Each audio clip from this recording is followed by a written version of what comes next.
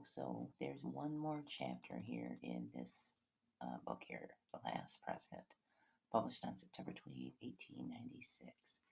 And it's chapter 10, and it's probably the longest chapter. So let's see. There it is, chapter 10. It's a few pages.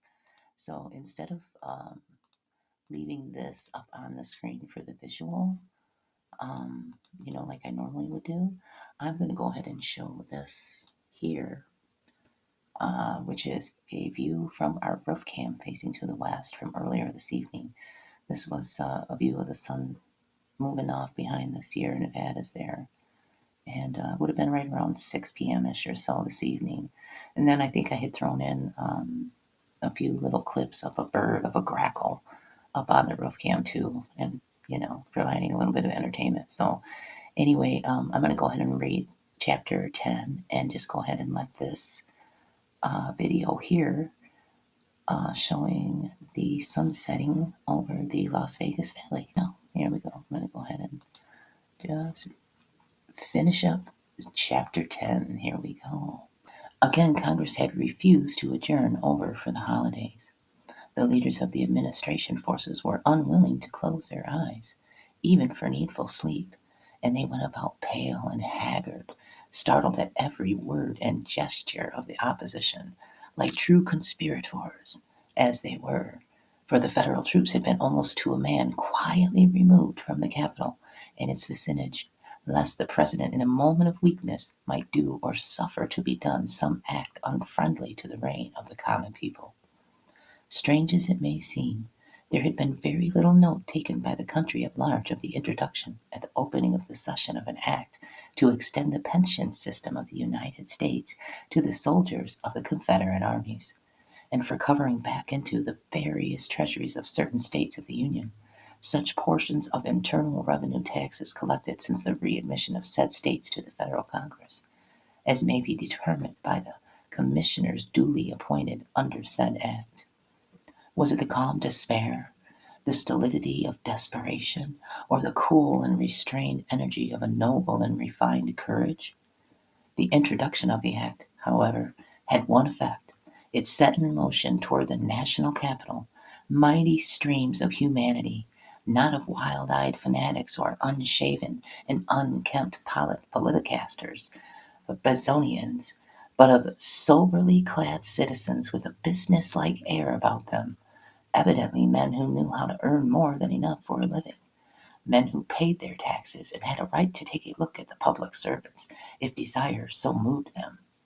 But very plain was it that the mightier stream flowed in from the south, and those who remembered the capital in antebellum days smiled at the old familiar sight, the clean-shaven faces, the long hair thrown carelessly back under the broad-brimmed felts, the half-unbuttoned waistcoats and turned-down collars, the small feet and neatly fitting boots, the springy loping pace, the soft negress intonation, the long, fragrant cheroot. It was easy to pick out the man from the Northland, well-clad and well-groomed, as careful of his linen as a woman, prim and trim, disdainful of the picturesque felts, ever crowned with the ceremonious derby, the man of affairs, taking a business-like view of life, but wearing for the nonce a worried look and drawing ever anon a deep breath. The black man, ever at the heels of his white brother, set to rule over him by an inscrutable decree of nature, came forth too, in thousands, chatting and laughing gaily, careless of the why or wherefore of his white brother's deep concern, and powerless to comprehend it had he so desired. Every hour now added to the throng. The broad avenues were none too broad. The excitement increased. Men talked louder and louder. Women and children disappeared almost completely from the streets. The southern element drew more and more apart in knots and groups by itself. Men threw themselves upon their beds to catch a few hours' sleep, but without undressing, as if they were expecting the happening of some portentous event at any moment, the event of their lives, and dreaded the thought of being a moment late. It all went well. The bill would come up for final passage on Saturday, the 30th day of the month. But so fierce was the battle raged against it, and so frequent the interruptions by the contumacy, both of members and of the various cliques crowding the galleries to suffocation, that little or no progress could be made. The leaders of the administration forces saw midnight drawing near with no prospect of attaining their object before the coming in of Sunday, on which the House had never been known to sit. An adjournment over to Monday of the new year might be fatal, for who could tell what unforeseen force might not break up their solid ranks and throw them into confusion? They must rise equal to the occasion. A motion was made to suspend the rules and to remain in continuous session until the business before the House was completed. Cries of "unprecedented," "revolutionary," "monstrous," came from the opposition, but all to no purpose. The House settled down in its work with such a grim determination to conquer that the Republican minority fairly quailed before it. Food and drink were brought to the members in their seats. They ate, drank, and slept at their posts, like soldiers determined not to be ambushed or stampeded. It was a strange sight, and yet an impressive one withal. A great party struggling for long deferred rights. Freemen jealous of their liberties, bound together with the steel hooks of determination that only death might break asunder.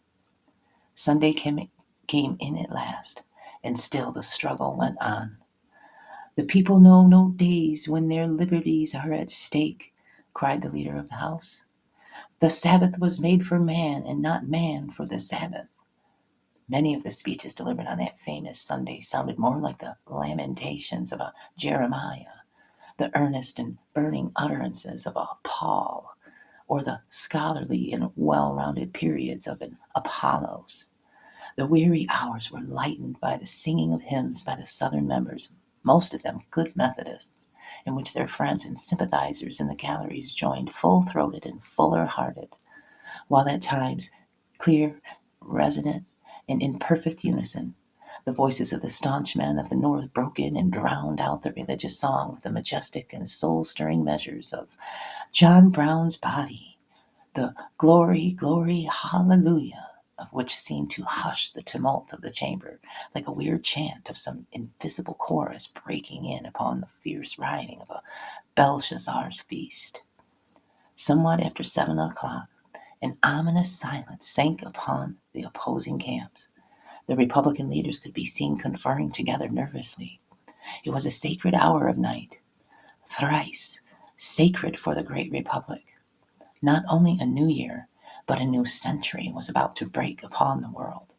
A strange hush crept over the turbulent House and its still more turbulent galleries. The Republican leader rose to his feet. His voice sounded cold and hollow. Strong men shivered as they listened.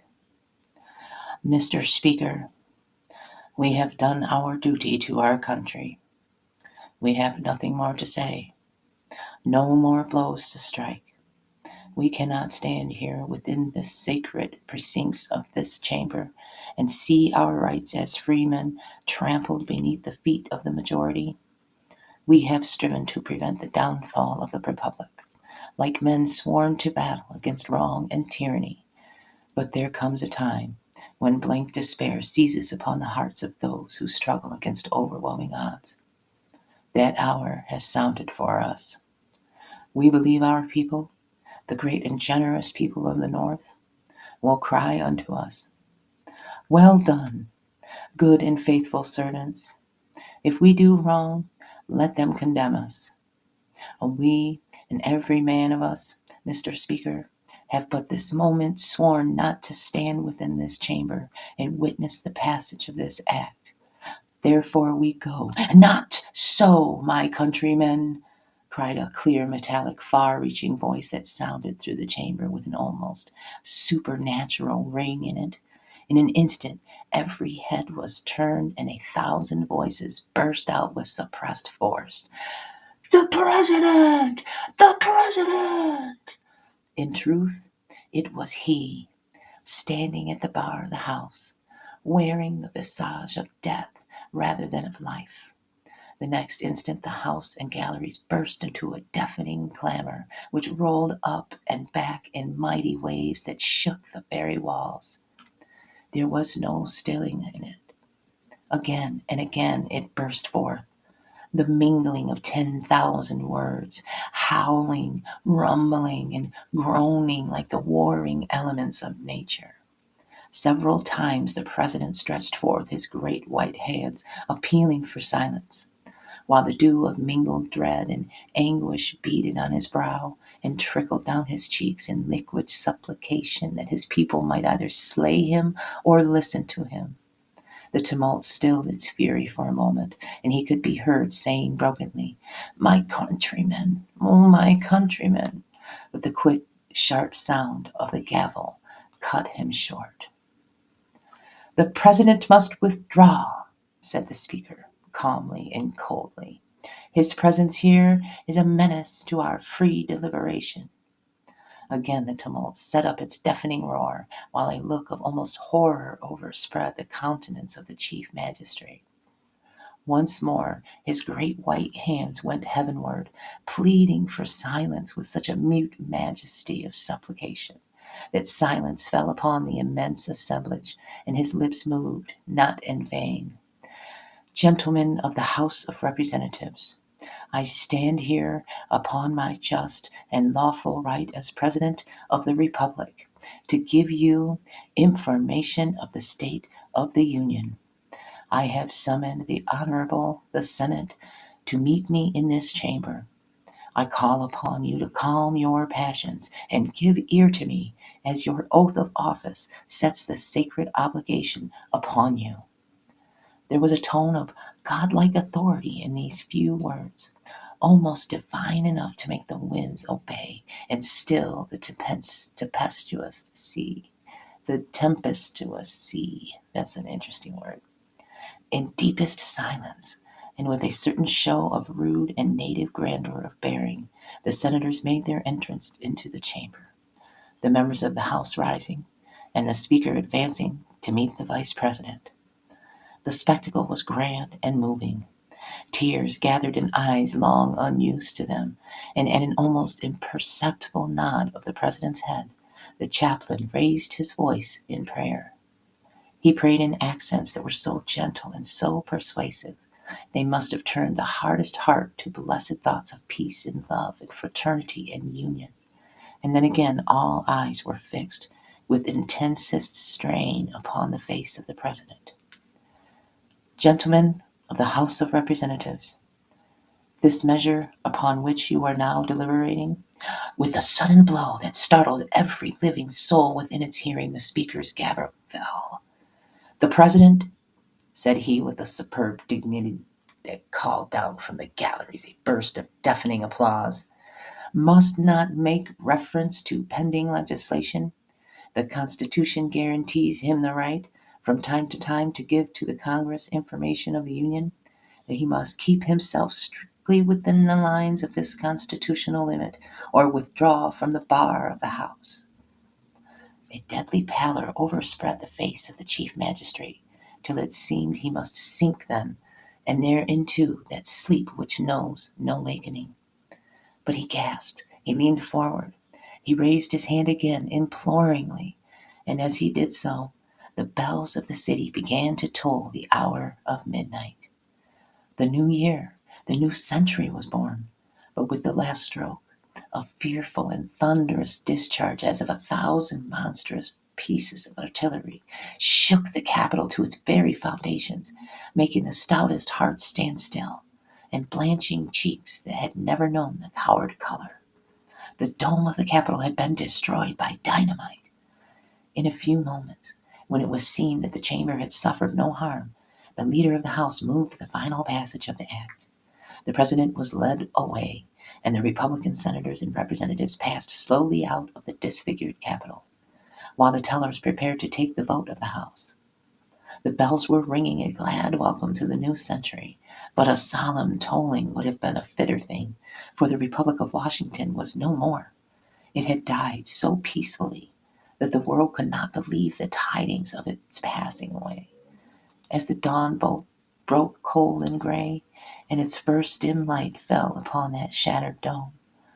Glorious even in its ruins, a single human eye, filled with a gleam of devilish joy, looked up at it long and steadily, and then its owner was caught up and lost in the surging mass of humanity that held the Capitol girt round and round.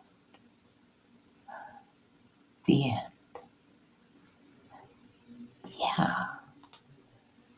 So they blew off the Capitol dome in the end of this book. And that was the end of the Republic. That's alrighty then. So, yep, that was the last page. Last chapter of The Last President, published in 1896, folks. I don't know. Hopefully it's not some of that predictive programming.